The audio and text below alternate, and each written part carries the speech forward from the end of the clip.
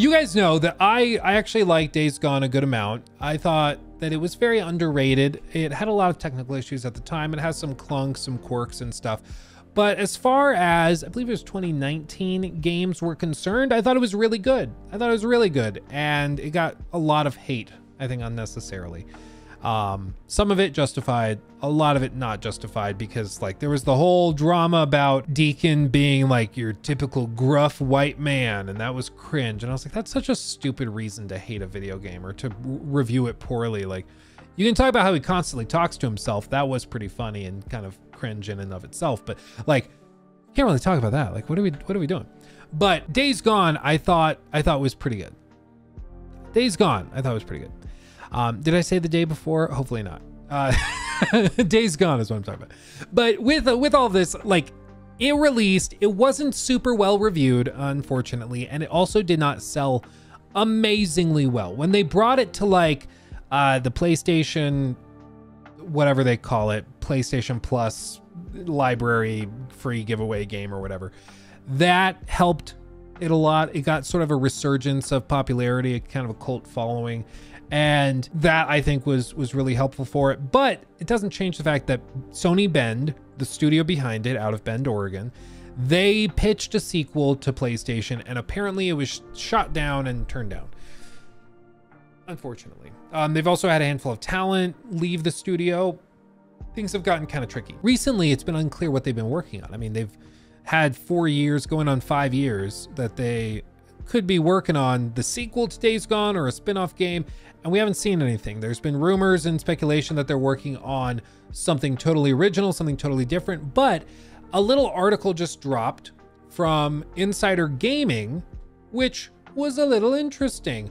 What he said is that Bend Studio and Naughty Dog worked on an unannounced project together. It was recently discovered through information written up on the LinkedIn page of senior gameplay animator that Bend Studio and Naughty Dog were, at least for some time, working on an unannounced project together. In the job history of Adam Lawson, who has since moved on to Archetype Entertainment, it was written that he worked on an unannounced Bend Studio and Naughty Dog project. Enchanté, madame.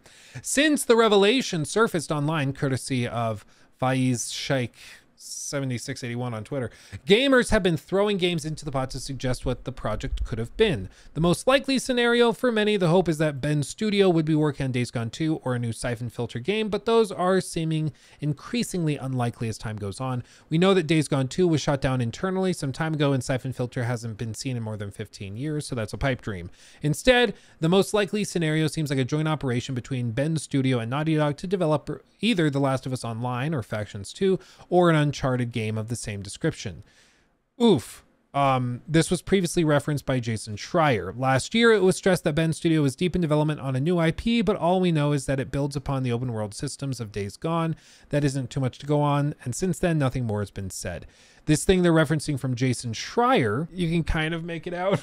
It's kind of tough, but maybe. The last little bit here is just this fixation on teams that churn out hits is creating unrest across Sony's portfolio of game studios. Oregon-based Sony Bend, best known for the 2019 open world action game Days Gone, tried unsuccessfully to pitch a sequel that year, according to people familiar with the proposal. Although the first game had been profitable, its development had been lengthy and critical reception was mixed, so Days Gone 2 wasn't seen as a viable option. Instead, one team at the studio was assigned to help Naughty Dog with a multiplayer game, while a second group was assigned to work on, oh, that works, a new Uncharted game with supervision from Naughty Dog. Some staff, including top leads, were unhappy with this arrangement and left. Bend's developers feared that it might be absorbed into Naughty Dog. The studio's leadership asked to be taken off the Uncharted project, blah, blah, blah.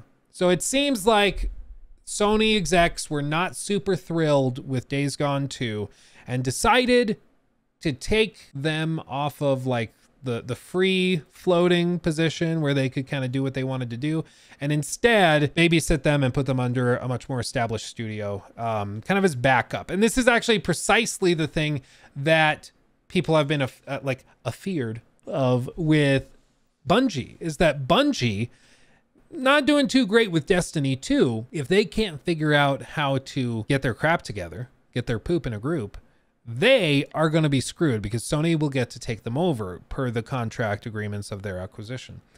And if that happens, there's a very real possibility that Sony comes in and does to Bungie what they've seemingly tried to do with the Sony Bend team, where they take them over and assign them to other games as a support team, helping on those other projects, not really doing much of their own stuff. Maybe they have a small project here and there. Maybe they keep working on Marathon, but most of their work is going to be spent supporting live service games across the rest of the Sony portfolio. And that is something that I think Sony was very naive about. Sony thought that they could just do that and all of the talent would stay and it'd be fine.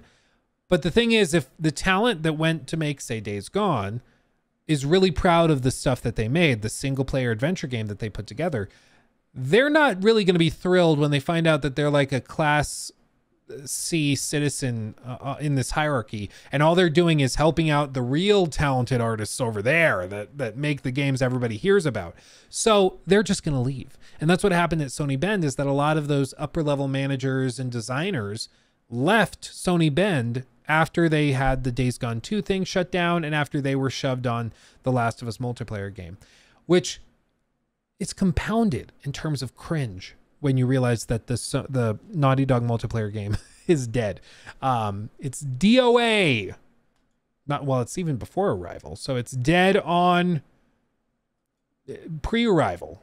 It's DOPA. It's DOPA, okay? It didn't even get there. And to hear that the team over at Sony Bend has been kind of torn apart as a result of this just makes it all the worse. Like, that they had their team and their talent torn apart for a game that didn't even launch. You know, it's just tragic. It's tragic. So we'll see what happens with Sony Bend.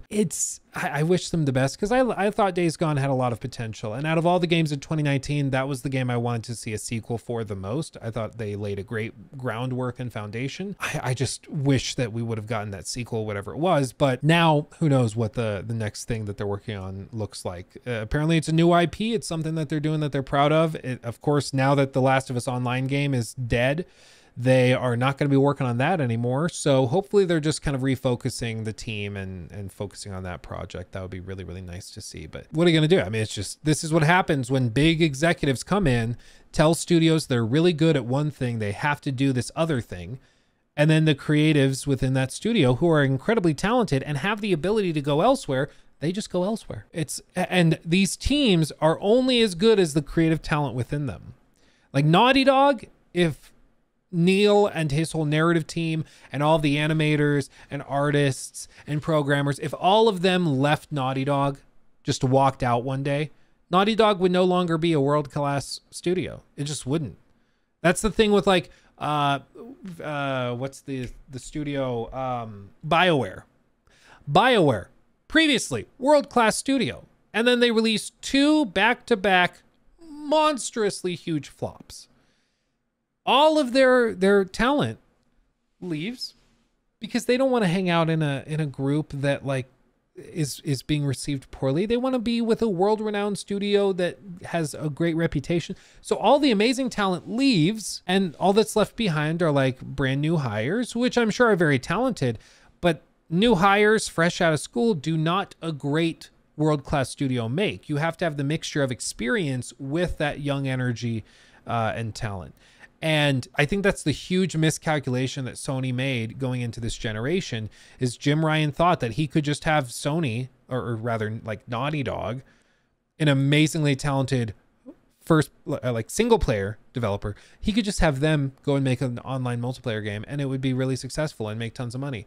And it just totally spaced that. For one, the fans might not go along with it. 2, the artists and the developers might not go along with it because they don't want to make those kinds of games. And 3, because it's not their expertise, it's going to take a hell of a lot longer and might not turn out as well as the other stuff they did that was world class. It's just, and I think that if they had asked, honestly, any of these executives at these studios, if they went to Sony Bend and was like, hey, can you guys make a multiplayer game? Or if they went to Naughty Dog and say, hey, can you guys do this? Can you guys make a multiplayer game quickly and well that's going to be super well received?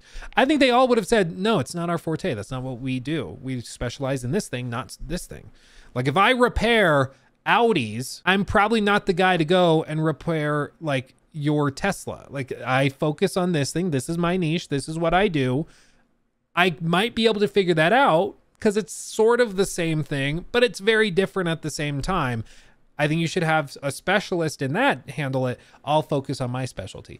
And it's just, you've seen years of wasted time with these developers, years and years of wasted time, and millions upon millions upon millions of dollars wasted. How many tens of millions of dollars, if not hundreds of millions of dollars, depending on how you count it, have been wasted on The Last of Us Online for them to just walk away? It's shocking. It's shocking. It really is. It's just amazing. Yeah, it's wild. It's wild that they thought that this would just work. Yeah, it's classic big brain CEOs making smart decisions. It's a great example of, I think, a lack of transparency within these conversations. And we've all been here. Like if you've ever worked a corporate job, if you've ever worked in like one of those really toxic retail spaces, you know exactly what this is like. But we've all been here when we've worked in those really awkward jobs where you have a toxic boss that you are afraid if you talk negatively to them, they're just going to fire you. We've all been there. We're like, you want to say what you really feel to the boss, but you also don't want to be fired, so you just keep your mouth shut. That's, I think, what went on here. Like Jim Ryan and his ilk went to these studios and say, hey, listen, we want you guys to make these single player games you're great at, but we also want you to make all of these live service games that will print money. Can you please do that? Pretty please? Pretty please. We're not really asking. We're telling you that's what you're going to do. Like these executives could be like, no, we make single player games. That's not what we're doing. And maybe they tried to push back a little, but they were like, no, this is what we're doing. And so they put up with it. They went along with it. And as time has gone by, look where we are now, where Naughty Dog probably went back to them and said, listen, guys, look, we're going to have to spend years supporting this game with live service battle pass stuff. It's all we're going to do. You're never going to be getting another Last of Us Part 3. You're never going to be getting Uncharted 5. You're not going to be getting a new IP from us because all of our resources will go over here. And then you're not winning Game of the Year when we could have been releasing those games. Like, it's going to hurt your reputation. Single player fans will be pissed. And on top of all of that, we're not even sure if players are going to like this live service game. So it might be a waste. And I think there's no coincidence that Jim Ryan is leaving at the end of this year. And at the end of this year, just so happens to be the time that this is announced that they're walking away from this massive project. Like, I don't care who you are, even if you're Satya Nadella and you're the CEO of Microsoft, if you wasted hundreds of millions of dollars on a project that was just a total waste of time, diverted your key teams that are world class at what they do just because you were focused on a fever dream over here that was never going to work, you'd have a lot of answers to deliver. And I think for Jim Ryan, a CEO on a much smaller scale than Satya, I think he would have a lot more to answer for, which perhaps is part of it. I mean, I know Jim Ryan was like, hey, I'm retiring because I don't like traveling and I want to be with my family and all that. I get that's what he said publicly. The more we hear about this, and I think this is the first domino to fall, I think there's going to be a lot more of these types of things. I wouldn't be surprised if they walk away from like Fair Games, if they cancel that. I think there was a lot of smoke in the building. And Jim Ryan knew that was there's probably fire going on too, because when there's smoke, there's fire. And I think he decided to get out before all of it came and landed at his lap, because I don't think there's any mystery other than delivering console units to customers, which I would argue is going to happen even if a chicken were the CEO of PlayStation. Coming off of the PS4 gen and the crazy lead they had, and then also kind of the bungling of the hardware side of things from Xbox, I think it was very, very hard for PlayStation to screw up selling the PS5, especially with the engineering stuff they had done with like adaptive triggers and the SSDs and the very clear vision, the striking like physical appearance of the console. I think they were set up very, very well by the end of the PS4 gen. So when Jim Ryan took over, I think he was just kind of occupying a seat, and it was already a well-oiled machine. And everything he has put his hands on has gotten worse and worse and worse. And he's led to the wasting of tens, if not hundreds of millions of dollars. And I think that that's a damn shame. But he's leaving now, and somebody else will be taking his position, which I think is a very good thing. Whippy, as a previous comment, I feel like this is a pretty bold statement to the industry as a whole to sort of fly in the face of live service. I think so too, and it's I think it's good because it shows that even these massive companies like PlayStation, live service might not be the solution, you know, for them. And it's also something PlayStation did with the subscription model, where Game Pass is coming along. Everybody's like, they need an answer to the subscription model. They need their own Game Pass. And they sort of played around with it a little bit. And they had the different tiers of PlayStation Plus and all that. And they tried to create the PlayStation, whatever it was called, Essential Collection or something like that. And then after like 6 months or a year, they just kind of backed off of it and said, you know what? No, this isn't the game we play. We don't do the subscription thing. We sell our top tier games at full price. That's what we do. And we think they're worth $70. That's why we charge that.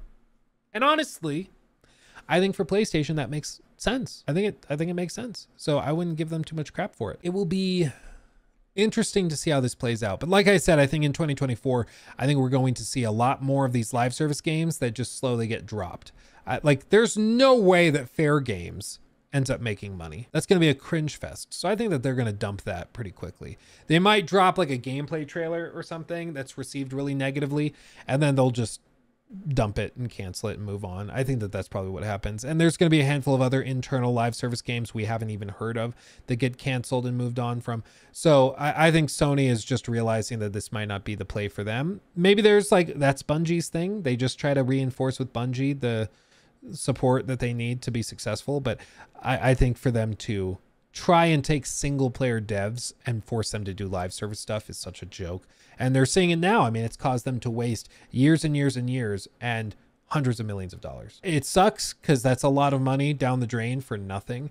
But it's also probably good because in the long term, it will avoid even more wasted money on 5 or 6 of these live service games that come out and are just total disasters and just hemorrhage money themselves. Sony wasted money on Bungie. I think Sony was promised by Bungie certain revenue targets, and at that revenue target, they were set to make a lot of money on the deal.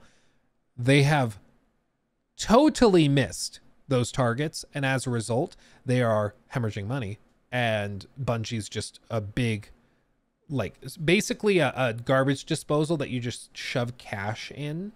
That's basically what Bungie is right now. So PlayStation's of course very upset, but that's why they built into the contract this stipulation that says if they don't hit those targets, they just get to fully take them over and then do whatever they want with them. Because before it was 3 point whatever 2, I think it was 3.2 or 3.7 billion dollars. And they were still independent and they could still do whatever they wanted. Now they've missed those targets. And if they continue missing those targets, Sony will just take them over. No longer independent. They're now a PlayStation studio and they can't do nothing about it. It probably means a lot of the executives get fired. It probably means a lot of upper level management gets fired and dumped into other departments and areas, which I think it's probably for the best. But Treble Champ, thank you for the 2. Hopefully that Horizon one is canceled next. I think that one out of all of them might stand the best chance of being successful, but I think they have to get that out next year. Personally, because I think if they go head to head with actual Monster Hunter, they will lose that fight. So I think they need to come out next year, scratch that itch for a lot of people, and maybe they stand a chance. But if it's getting pushed to 2025, I think they're in some serious trouble. And I also genuinely have no idea how much interest there is in that type of game. Because my understanding is it's basically a Fortnite reskin of Horizon Forbidden West, but where you're going and hunting monsters with your friends. That could be fun because it's what Monster Hunter is, and Monster Hunter is super fun. But I think it depends on when it launches, how it's monetized. And even then, like, I don't know how good it will be compared to like Monster Hunter with all these different play styles and crazy in-depth action RPG systems. So we'll see. Like if it is just Horizon, but multiplayer, I don't think that that's a good live service game. I don't think there's enough truly long-term content there in those combat systems to justify it. Before anybody comments, I know some people have spent hundreds of hours in Horizon. Good for you. I love that. We're talking about for live service games, you have to sell something crazy like 150 to 250,000 battle passes for a team of a few hundred people to work on it for years on end. That's a lot. 150, 250,000 battle passes with people playing it for months and months, years and years on end. I'm not sure if people do that for basically just Horizon reskinned and then with multiplayer added. So I think they have to do a lot more with it, and they've taken their time with it. So hopefully that's what they're doing, is that they're making it that much better. But I wouldn't put much money on it. I certainly wouldn't have put hundreds of millions of dollars on it, I'll tell you what. I'm still playing Monster Hunter World / Rise, and there's nothing that comes close in scope and complexity which veteran hunters want. Yeah, exactly. That's why I'm saying, like, if they bring the Horizon game out in 2025 and try to compete with Monster Hunter, they will lose. Like, and if people think that it's that easy, I would bet a good amount of money that they've just not played Monster Hunter into the end game.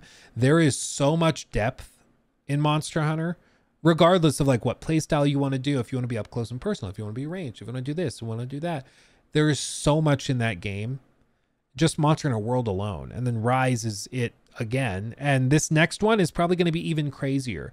So, and of course they have co-op, they all have co-op. So there is already a king in this genre, and it's kind of like coming out with your own Soulsborne like game and then trying to come in and compete directly against like Dark Souls 4 or Elden Ring 2. It's like, you're gonna lose that fight. You just will. You might be just as good as that game, but they already have the fan base around that niche, and that fan base is gonna go to them first, and then afterwards come to you. But that is gonna come so much later that you'll effectively have already put the game on discount, and it will already be too late. And for live service games, you can't afford 2, 3, 4 months of dead nothingness followed by some success. You have to have a steady flow, otherwise it's just too expensive. He took my thing.